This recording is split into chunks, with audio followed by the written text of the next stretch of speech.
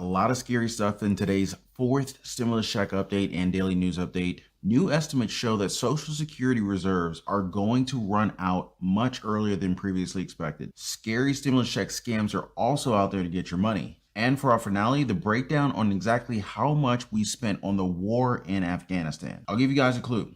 It's a lot. Now the question is, how do we move that money over to stimulus? Let's find out in today's video. And a quick hello to everyone. My name's Ron. Thanks for tuning in to the channel where the stimulus is always fresh and the news is always groundbreaking. Stimulus, daily news, and personal finance. We've got it all for you right here on this channel. I just want to wish everyone a good morning, good afternoon, or good evening, no matter where you are in the country. And I also want to say a big thanks to you guys for always lighting up the like button. I really appreciate the support, you guys. Big warning, guys. The latest Social Security trustee report showed that the Social Security Trust Fund for Retirement and Survivor Benefits is estimated to have its reserves depleted in 2033, just 12 years from now. Social Security began as a response to the Great Depression. This Social Security measure gives at least some protection to 30 million of our citizens.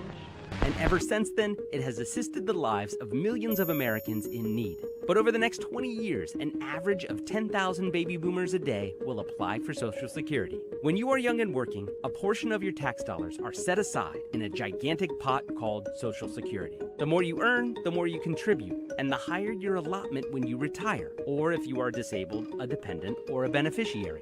Wow, what a great plan. But there is a snag. Americans are not having as many children as they used to, meaning there will be less people contributing into the pot of money that is Social Security. That means funds for future generations could run out. But this has happened before. In the 1980s, Social Security reserves were nearly depleted. So, Congress increased the retirement age from 65 to 67 and started to begin taxing benefits based on income levels. This stabilized things for a while, but Social Security's cash flow has been negative since 2010, meaning the program is paying out more than it's taking in. At this current rate, Congress has about 16 years left to fix Social Security.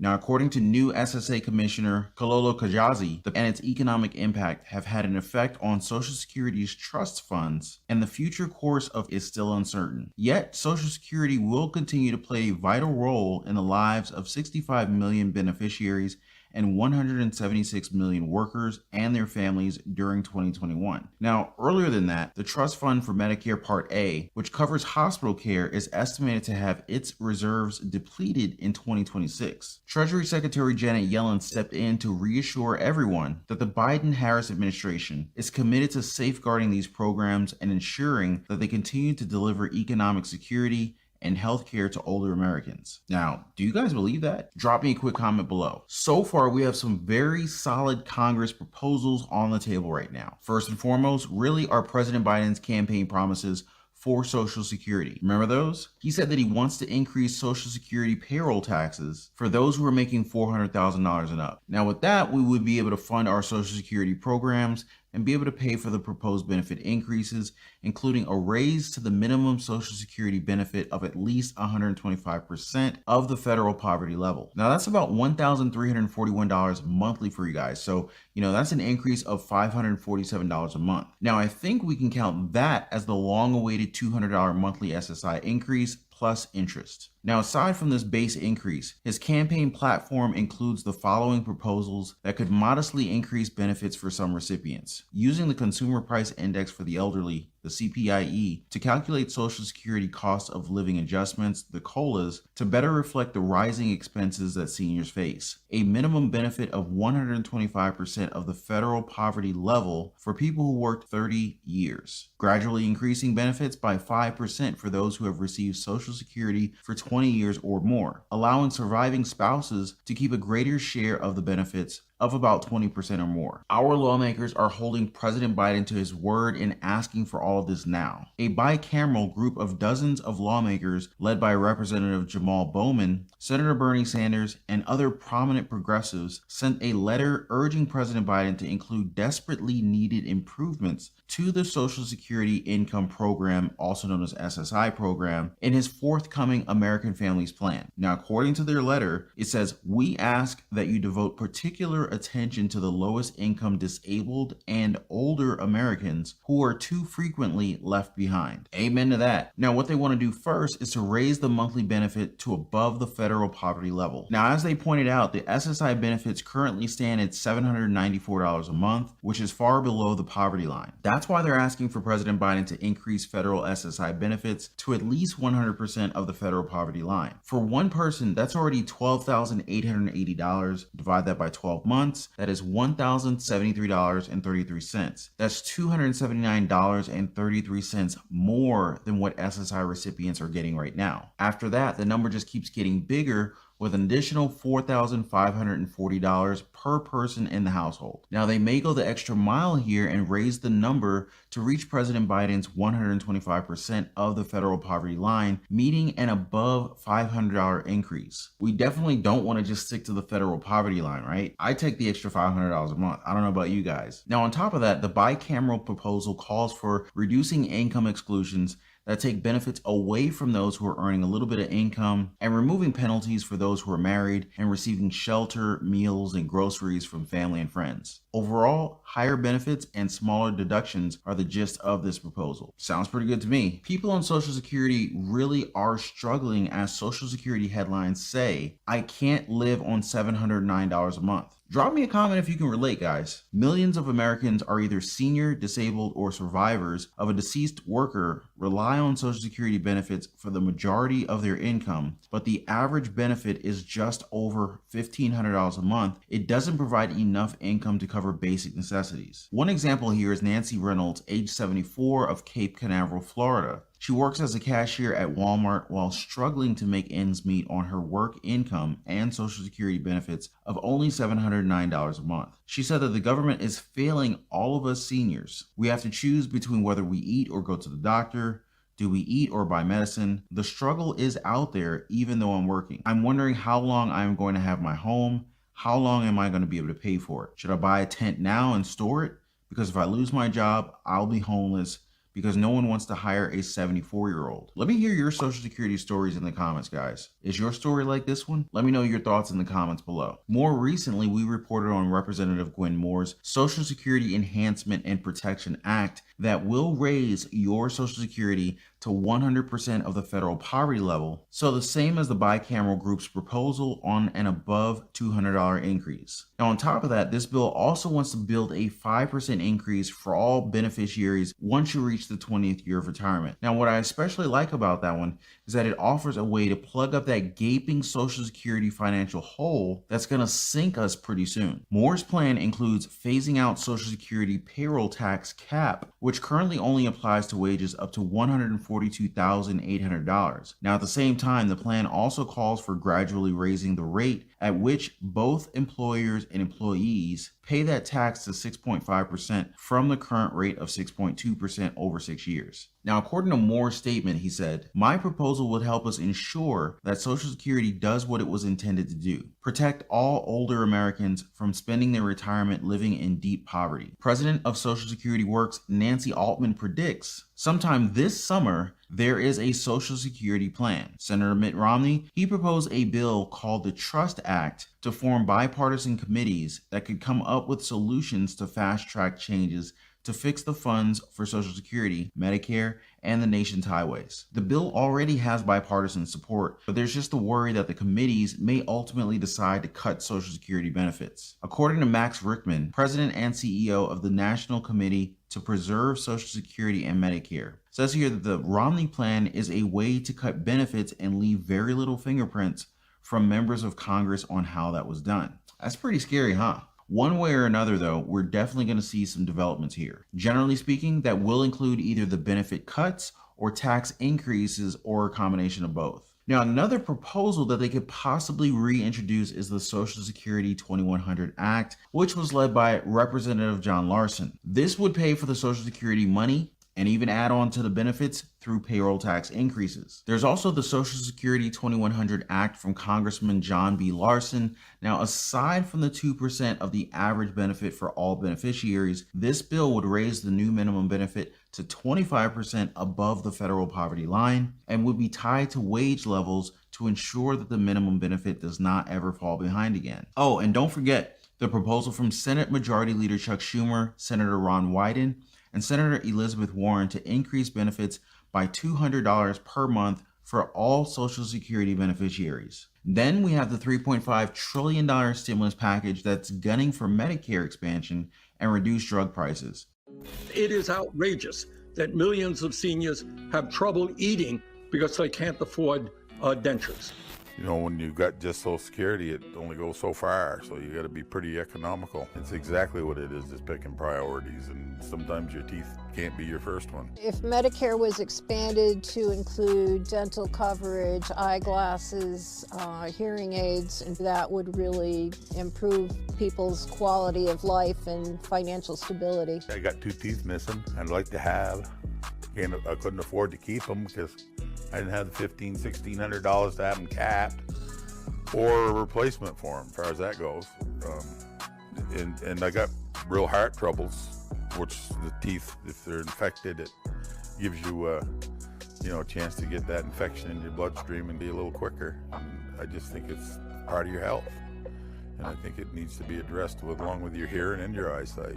The one thing that is often lacking in insurance is prevention, that a relatively small amount of money for something like dental cleanings on a regular basis would be able to prevent people from needing $3,000, $4,000, $5,000 dentures. There is growing support to at least right now expand Medicare to cover dental, to cover hearing, to cover eyeglasses. People are still driving with the glasses they got 10 or 15 or 20 years ago. It's frequently not safe for them or other people on the road, but they're doing what they have to do because they have to get to the grocery store, the doctor. People need to be able to hear, to be able to interact, to be able to maybe have a job and have some extra income. All of those things are really dependent on those services, on those things being provided.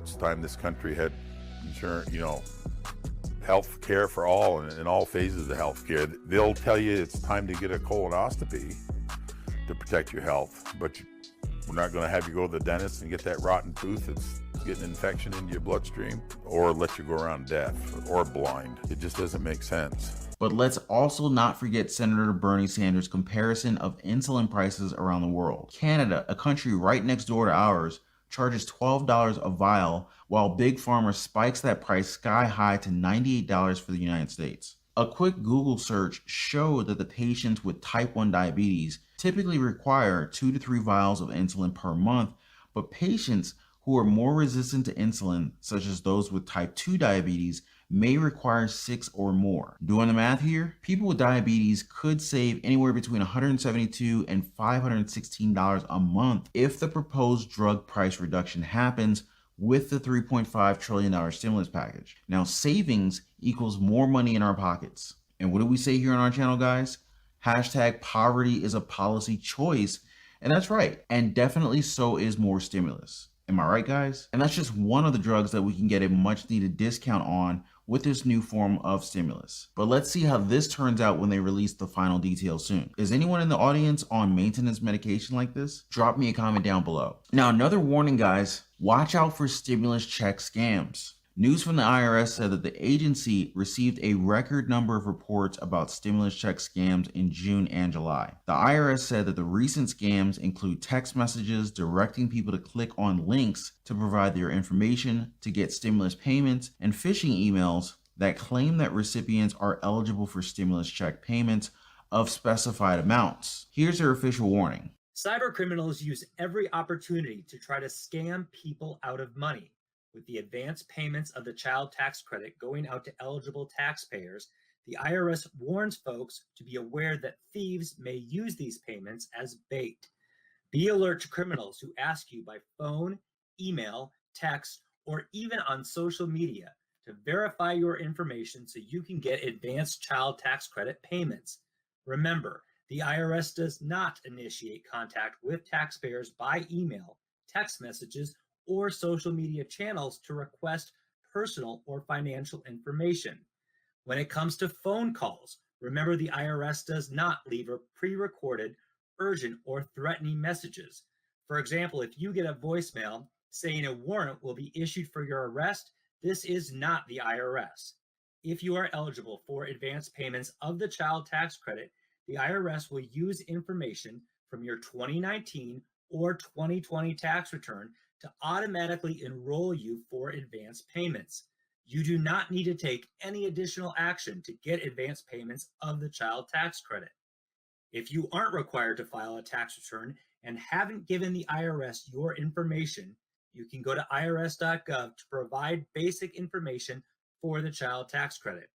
To learn more about the advanced child tax credit, including who is eligible and how to provide your information to the IRS for this valuable credit, And remember, guys, the IRS does not send taxpayers unsolicited emails and text messages threatening people with jail time or lawsuits or demanding payments through gift cards or cryptocurrency. It's just not their MO. Now, if you ever get any of these shady texts or emails, you can forward them to phishing. That's with the PH. Now, I just wish we could also report the scammers that are trying to take advantage of our YouTube community. You may have noticed comments like these that have gotten a number of replies. Now, if you compare them, you'll actually see a very similar script. These guys are always talking about some kind of investments, and then someone opens up about a supposed experts, and then others pile on trying to make it look like they're legit. They're not, guys. These are just scams. So don't believe them and don't ever call those numbers that they post. So check for the check mark right next to my name. That's how you know that it's official. One more way that these fraudsters try to scam us is by posing as me in the comments. They literally just steal my picture and everything, copy my name and my photo, and try to make it seem like it's me. But if you don't see the check, then it's a fake. But I hope you guys see the difference here. So number one, there's that special shading next to my name plus the check mark to verify it's me.